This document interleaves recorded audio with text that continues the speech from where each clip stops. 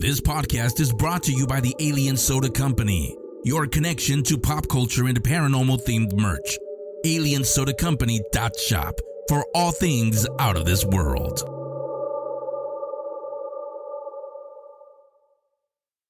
All right, fellow searchers, let's dive into the bizarre case of the Isdal Woman. Let's talk about it on this episode of the Paranormal Mind podcast.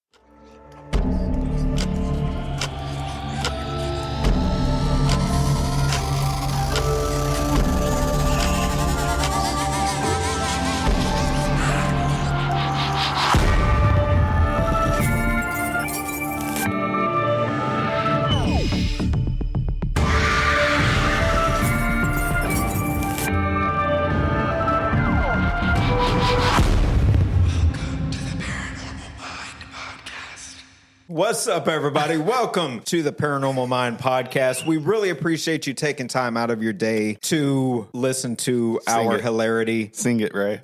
Do it. Can't do it right now. Okay. It has to come naturally. So just to clue you in before we get started, on our Patreon, we have a buy you a drink tier where a lot of our supporters will buy us a drink and recommend what we should drink on the podcast. And we just started doing this today, and you will find out very soon that it's not going to be a good idea. Josh is already drunk. Okay. We spent about 5 minutes trying to figure out why he wasn't hearing us through the headphones, to only find out that he isolated his own audio. So that he could only hear himself. Right. So if that's any indication on how this episode's going to go, good luck. Yeah, let's hurry up and get to it, because I don't know. I think we're doing okay right now. No. Ray and I are doing just fine. Everything is okay. Okay. All right. Our next drink is a good one. It's one of my favorites. It's a whiskey sour, and it's recommended to us by Miss Glenda Shoemaker, which is one of my biggest supporters, and I really appreciate Glenda very much. She's awesome, has been a supporter of the Searchers, of all of our stuff. So thank you so much, Glenda, and we are going to do a cheers to you. Do not chug it, Josh. All right? Can't make any promises. I know. All right. Let's Cheers, see how this Glenda. is. Cheers, Glenda. That was a big old drink. Man, that's good. I love a whiskey sour. Shout out to the bartender. Yeah, dude, Ray, you are good at mixing these drinks, man. You Coming really soon. are. The Searchers Bar. Yeah. Bar and Grill. No. To be fair, I used to bartend and I used to cook, so I could do it all. There you go. See, I can tell. Look, man. hey, these drinks are so good. not only do you know that I'm a good cook, now you know I'm a good bartender. Dang, Right. man. This is a yeah, game you changer. are, man. I mean, the drinks are smooth. Everything They're complements. just enough to get you shit canned. Exactly. Well, they complement each other. It's really good. Yeah. It's a really good blend. Good job, man. Thanks. And, Good for and something. Josh really knows that it's good. You know, Glenda, a whiskey sour is one of my favorite drinks. Oh, it really is my favorite drink. Yeah. Whiskey sour and a good old And fashioned. see, that's the thing is I'm not a big bourbon guy, but like I can drink a whiskey sour. Yeah, it's good because it's not too overbearing on either fronts. Now, Exactly. I know whenever I was in, where was I at last? Ohio. The hotel bar there, they had a bartender there that, if you are listening, we love you. But the whiskey sour, there was no sour in it. It Yeah. was just straight whiskey with a splash of sour. That's how it goes, man. And man, I mean, it was way too much. Well, see, I hate when people try to get super fancy with their drinks. Put the ingredients in there. And yeah, dude, you do a great job, man. I don't care about all the like garnishes and decorations and Yeah, I mean, bullshit. we didn't exactly equip you with all the fancy stuff. We just gave you the bare bones. Yeah, next thing you know, I'm gonna be on here like flipping bottles. It's good, dude. It's good. It's good. All right, let's get into this episode, guys. All right, so picture this. It's November 29th, 1970 in Bergen, Norway. A man and his two daughters are hiking in an area called Isdalen, also known as the Ice Valley. Suddenly, they catch a whiff of something unusual, and it's not Josh. whiff. They catch a whiff of something unusual. Stank. A burning smell. Curiosity piqued, one of the daughters stumbles upon the charred remains of a woman. Talk about stumbling upon the unexpected. The Bergen police wasted The Bergen police wasted no time and launched a full-scale investigation. They found the woman's body in a supine position with clenched hands and severe burns. The scene was surrounded by peculiar objects: empty liquor bottles, plastic water bottles, Josh was there. clothing, boots, a scarf, you name it. That was after we recorded an episode, wasn't it? And here's the twist. The identifying marks on all of these items were either removed or rubbed off. Now, the autopsy revealed that the Isdal woman had ingested sleeping pills and suffered from carbon monoxide poisoning. She had soot in her lungs, indicating she was alive when the fire consumed her. But here's the kicker. Her teeth and jaw were removed due to her distinctive dental work. What's the deal with that? And to top it off, she had traveled around Norway and Europe with multiple fake passports and aliases. This woman was a true master of disguise. The police went public with the case, circulating composite sketches and appealing for information. They discovered that the Isdal woman had stayed in various hotels, often changing rooms after checking in. Witnesses described her as a traveling saleswoman, antique stealer. But hold on. She spoke different languages, wore wigs, and even smelled of garlic. What? Who was the mysterious woman with a knack for secrecy? So that all of these things she was using to kind of disguise who she was. Really weird. The stinky garlic breath? Yeah. So here's where Don't want anybody to know who I am. Here's where it gets even more intriguing. Some believe she may have been a spy operating during the height of the Cold War. Norway had experienced other strange disappearances linked to international espionage, and her movements seemed to coincide with top secret missile trials. It bothers me that you pronounce the G in espionage. You said espionage. Whatever. Talk about a real-life spy thriller. Despite all the efforts, the Isdal woman's true identity remains unknown, and the case was ultimately closed. But the questions linger. What was her true purpose? Was she a spy, a criminal, or something else entirely? We may never know the full truth behind the Cold War mystery, but it's one heck of a puzzling enigma. So that's the Isdal woman story. So they found her burned. She ingested sleeping pills. But then there's all these other variables, which is really weird. First of all, this is clearly not where she was killed, because if she was obviously drugged, burned to death, and then disposed of separately. So okay, my question. So why do you say that though? Because how would she have carbon monoxide poisoning? You have to be enclosed in a vehicle. If you're out in the middle of a valley, you're not going to get carbon monoxide poisoning. So she obviously was in somewhere else when she inhaled carbon monoxide from the fire. She had soot in her lungs, which means that she was inside of a building breathing in fire. And the fact that the area she was found was not charred, it was an ice valley, tells me that that was not the primary murder site or whatever. It's not where she died. So, and it also said a lot of the markings, like the bottles and stuff like that, the stuff was marked off. Why would that be? To not trace it back to any potential person that would have done the killing. Maybe there was something about what they were doing that any of those things could tie it back to them. Because then they could look and say, oh, this was purchased from so-and-so. Yeah. They can then when was do this? A money trail. This was in 1970. I mean, things... They were hiking in an area called Isdalen, also known as the Ice Valley. You got to say it with a Norwegian accent. No. I can barely talk in my normal accent. What's it called? What are you talking about? Say it again. What was that pop with your mouth? I'll do it in Norwegian. I'm trying to get no, okay. He's trying to loosen his tongue. Let's move on. This is going to be embarrassing. The Isdal woman, I wonder, Ray, you know what? Let's do something different on this podcast. I know you've done it a couple of times. Okay. Do you have your phone? Look up some more about the Isdal woman, about that area, and let's see if we can do a deep dive, because if not, this episode is going to be extremely short. Short? Yeah. So I want to talk about that a little bit, but back to real quick. Let's do a little pivot. The drink. What do y'all think about the drink so far? It's a whiskey sour. Did you already I love drink it. half of yours, Josh? Yes. The answer is yes. Oh my God. So the episode before this one, he drank all of his drink, and it was, what was it? Sazerac. Which is what? Sazerac is like an old proof. fashioned. It's rye whiskey, bitters, absinthe, and all the fun things. A little bit of lemon zest. Cool. Yeah, so he drank all of that. Right. And now he's already... Not real absinthe. Yeah, he's already down half this other drink, the whiskey sour. Oh, it'll be done before the episode's over. And his eyes are like glazed. I'm just trying to pull through. Look at his eyes, Ray. Look at his eyes, dude. Honestly. He looks like he's about to cry. Dude, it's horrible. Joke's on you. No, it it looks like he's about to sneeze. That's what it looks like. Yeah. Yeah. All right. I'm just trying to pull through for our Patreon members. I know. You're doing a decent job right now. We already did a Facebook Live earlier. Hey, we're all about keeping it real, right? I just wanted to show everybody. Well, that is no, and I think this is a good thing because with this podcast, we always talk about we're wanting people to just joining us around the table, talking, shooting the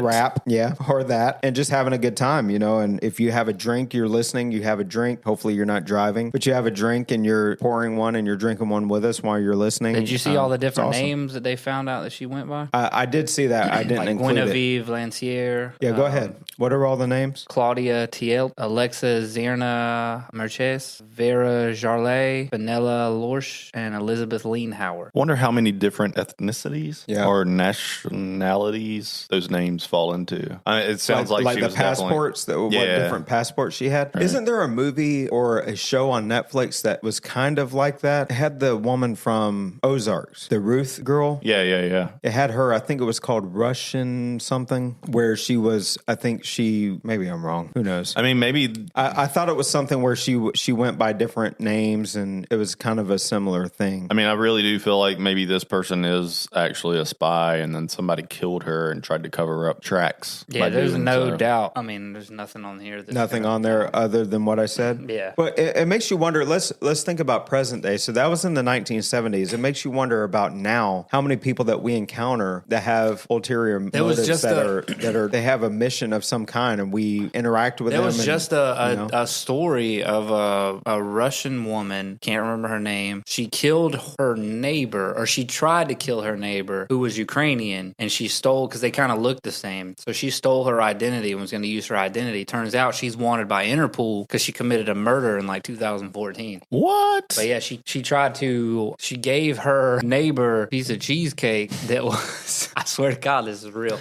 She gave her neighbor a piece of cheesecake that was laced with sleeping pills. Oh no. And so her neighbor fell asleep because of the cheesecake. Now, not only did she lace one piece of cheesecake with sleeping pills, but she brought 3 pieces of cheesecake and she ate the first 2 just to show her that it was. That it wasn't. Yeah, look, I promise it's not poison because those weren't laced. And then she threw a bunch of pills around her to make it look like a suicide. But then she woke up in the hospital and she's like, "My neighbor tried to kill me." Holy cow! Wow. Yeah. I can't remember her name though. It was something Russian. See, it just makes Olga. I don't know that I have the skills to pull something off like that. Helga, I brought your cheesecake. God, oh Lord, help us! Oh God, that I never want. I never want you to do that again ever. Kind of like Herbert that was the pervert. Traumatic. Yeah. Did you say Herbert? Yeah, from Family Guy. Would you like a popsicle? Yeah. Let me use my strong hand. A flashlight in your pocket. Okay, this podcast is deteriorating. No more drinks for you. It was a bad podcast when we started. It's just whatever. It's elevated. It's not bad. It's an interesting story. No. The stories are interesting. We're just not interesting. We suck. Hey, speak for yourself. I'm freaking interesting. He's pretty interesting right now. He is. Was that your throat? Probably. Oh, God help. Don't spit all over the soundboard. He's going to spit all over that $30,000 soundboard. Right. All right. So, again, like I said, it makes you wonder how many people we encounter on a daily basis that has other motives. Yeah. That could be disguising who they really are for another And purpose. how fascinating would that be to be like a spy, though? God, that'd be cool. It would be cool for a time, but then, like what happened with the Isdal Woman. I don't see how they do it because I have a hard time because I go by a different name at work than I do outside of work. Right. You have a hard time. I have a hard time because I'm like, I don't know what to call you today. It's Tuesday. Do I call you that or do I call you Ray? So I go by my first name at work because when I'm not at work, I don't want to have anything to do with any of those people. Yeah. So if I hear my first name outside of where I work, it's Emmett. Emmett. If I hear Emmett Smith first. If I hear Emmett anywhere but my job, I just ignore it. I just keep walking. I don't even. It's so hard for me, bro, because I'm like, you I can know tell. him as Ray. Yeah, we know him as Ray. It confused because there's numerous people that I work with that know me outside of there that have known me for years. They all call me Ray. So when they come to my office to ask me questions, if they've known me for years, they'll say, "Hey, I'm looking for Ray's office," and I'm like, "Who the fuck is Ray?" Yeah. I feel like such a dum-dum, too, when I go home and I'm like, yeah, me and Emmett did this stuff at work. And my wife knows Ray, of course. And it's like, why are you calling him that? And yeah, because I've known Josh's wife since like 7th grade. Yeah. So, well, it's the same with my name. Like, my middle name is Shane. Yeah. My first name is James. James Pittstain. Shut your mouth. But yeah, it's the same thing. So for all of my legal stuff, it's James. I just call him Old Man Pittman. Yeah. Old man. The notorious JSP.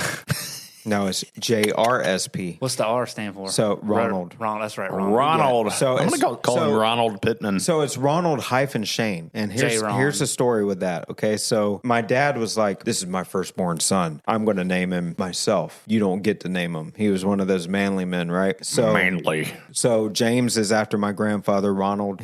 My dad's name is Ronnie. So it was after him. And the only name that my mom was able to pick was Shane. And you know which one stuck was the one that she picked. Yeah. So she just let him think that he was really giving me the name that I was going to go by. No, there was never a chance that I was naming any of my kids Emmett. Yeah. It's a horrible name. Emmett Smith. I mean, name one of your kids like Sue, like Johnny Cash. I named all my kids after cities. I know. The cities where they were conceived. He's been a traveling man. So how do you name your dogs? They're named after the Sound of Music, after right? movies. No, actually, after It's a Wonderful Life. It's a Wonderful Life. Right. Yep. And I don't really name them. My wife does, and that's her favorite movie. It's a Wonderful Life. So it is a good movie. Sound of Music has Nazis in it, doesn't it? She loves The Sound of Music too. I haven't watched The Sound of Music. I'm pretty sure The Sound of Music is the one about Nazis. All the movies that she actually likes are about Nazis.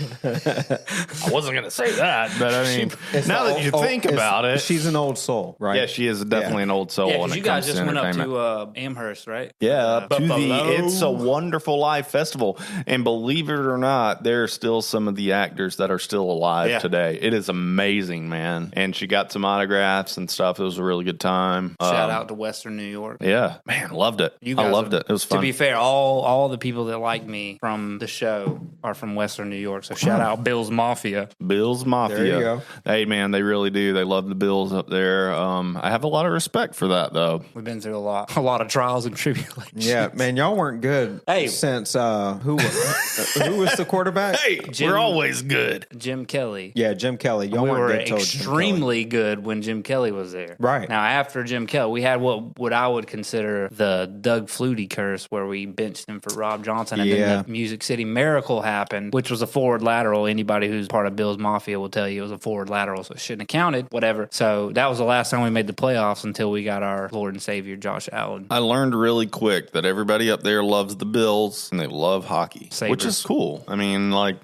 it's hard to love the Sabres, which they are on the up and up. I have a feeling they're going to be a playoff team next year.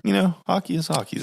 So why are they your team? Did you live there? You lived there for a time, yeah. I brought him back some hot sauce from Buffalo. Oh, thanks for bringing me back something. What would you want from Buffalo, New York? He was from Buffalo. Anything. Dude, souvenirs? Okay. I'll take souvenirs. I'm sorry. Oh, boy. Things are taking a turn. But I finally got a Searcher shirt. That's which true. Is great. Yeah. That's Thanks true. for that. We're about to start. Let's talk about the merch a little bit. We were going to talk about that, right? Yeah. So I think we're going to really start updating the merch a good bit. Yeah, and I think we're going to start getting that. Are we going to know about this merch? We are. I'm taking over the merch. He's going to be taking over the merch now, which is going to help tremendously. So it's going to have like a bunch of pentagrams and.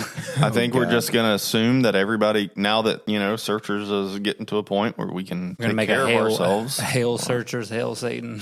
We're going to everybody will get shirts. It'll just be assumed. We'll get, and I will make sure that I set aside a Shane Pittman. Thank you. Extra large. All right, so that's the end of this episode. I'm wearing a large today, but you can probably see my boobs, Grande. so it's fine. You could probably see my boobs. That's funny. Is that good? All you hear is slurp, slurp. It's delicious, Glenda. Thank you. Yeah, this was pretty good. I'll have a Damn, man. I would think I would have downed it before y'all. Man, y'all are thirsty, aren't you? Me and Ray have tomorrow alcoholic off, so lemonade. Yeah, it's good. Yeah, I've been off the whole week. That's true. I've been off. You've been off your whole life. No, I've been off this whole week. No, unfortunately, I can vouch that he has indeed not been off his whole life. Yeah, because I do a lot of work. I'm a supervisor. And I'm saying off, just just mentally off. Before we jump off of this episode, please go support our sponsor, aliensodacompany.shop. .shop. Yeah, I said .com before, but it's .shop. They got a ton of really great merchandise there, a lot of cool designs and stuff that I think you would really enjoy. Use code SEARCHERS for 10% off your order. So go ahead and place your order today and support them. We really appreciate them supporting us. Very thankful for them. So we want to show our thanks by kind of giving back to them and showing them our support. If you can't buy anything, go like them on Facebook, go like them on Instagram, Twitter, you name it. Share it. They're everywhere. Share it to your friends. They may want something. Yeah, for sure. Yeah, if you can't afford it right now, or you're not looking to shop, costs $0 to promote somebody's business in like 2 seconds of your time. And I can't. Again, we talk about this all the time. We can't tell you how important sharing stuff and following our stuff. The world is different these days. It doesn't matter if you buy anything. It all matters how far your reach is. Yeah, and the engagement. Yeah. If you enjoy us, then there's a lot of people out there that will enjoy us. If you see us post something and you just put a period as a comment, that bumps that into the algorithm where people are, all right, well, this is obviously popular. So all you got to do is just type the word bump or put a period. Or a like or a share. Or share, everything. Anything you can find on our social media that we share. You don't have to do some extravagant post or anything like that. Just comment, cool, wow, that's stupid. Whatever you want to do, it doesn't matter. It all helps. The crazy thing is these people that are out there that are producing content that people hate, if you hate on it and you're telling them it sucks, just makes them more popular. They are getting the engagement that we are not getting because you're not telling us that our shit sucks. You're like, oh, wow, this is cool. I'm going to keep watching them. So watch your mouth. I'm going to have to edit that now. All right. But no, I completely agree. Anything helps. So if you can't help out monetarily, then sharing our stuff is just as valuable. And we really appreciate that. Because sharing our stuff is sharing your stuff because you are a searcher. So right.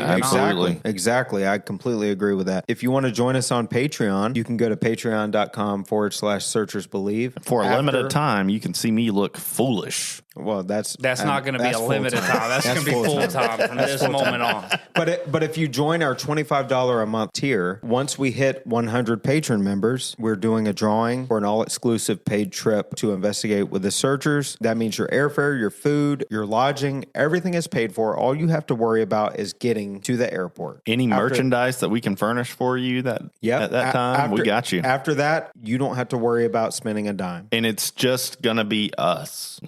This is not an event. This is not any of just those hanging out with us. Hanging out with us, and we will be pulling out the red carpet for you, trying to make it all about you because that's what we're wanting to do anyway. So for a lot of you that are saying, I wish y'all would come to the West Coast, or I wish you would come up north, or whatever, this is your opportunity to get a chance. And you may think, well, $25 a month, that's a lot. Well, it's $300 for the year, but this trip is going to be more than $1,200. Far more, because we're giving everything that we can give to it, because we want to make sure that you have the best time and a memorable time. Right. Did I say that right? Memorial. Mimosa. But think about this. Even if you were paying the $25 a month tier for 4 years, winning one trip with us would pay for that 4 years of you. More. Yeah, for that 4 years of you spending that money. So consider that. If you can't afford the $25 a month tier, then buy us a drink. It's $2, a one-time thing at $2, and then recommend it. And then you can see Josh get drunk. Me and Ray, we handle it pretty well, but you can see Josh get. I mean, I'm feeling good, but I'm not giggly. Yeah, but we still have what? 2 more drinks. Yeah, I was about to say. I know you're about to be on my level in the next episode. I promise you, by the end of this, somebody's going to be serenaded in Creed. Go ahead, sing it. I'm not singing it. Can you take me? All right, I won't. Stay tuned. I won't. Stay tuned. All right. I want to let that's Ray's time to shine. Maybe by the end of the next episode, you'll hear my rendition of Creed. I hope not. But anyway, thank y'all so much for listening to this episode of the podcast. We hope you learned something about the Isdal Woman today. We didn't really learn anything. Well, it's pretty short, but I think it's fascinating still. It is. It was and a short story. Is the 70s, the Cold War was going on. Well, sort of. I guess it was. It's always been going on. Yeah. I mean, there's Russian spies That's such everywhere. a true statement, man. It is always constantly going on. somebody's always somewhere. It's going on now. I mean, the game of espionage has transitioned from like infiltration of the country to like infiltration of. It's funny you said that, man, because hardware. I saw an article recently about China like hacking our infrastructure, and I'm like, that's just like another Tuesday, guys. Yeah. Like, how often do we talk about that? I mean, it happens every day. It really does. People just don't know about it. Yeah. Like, yeah, I mean, it's a thing. Yeah, cybersecurity is. It really is. It's a real thing. But anyway, thank you so much for listening. Y'all are awesome. We really appreciate your support. The reason why we do this is because of all of you and for all of you, really. Like Ray was talking about earlier, you are a fellow searcher with us. We really consider y'all a part of all of this, and we're all on this journey together. We're all searching for something. That's why we do this stuff. So thank you so much. And until the next episode, Searchers out. Searchers out. See ya.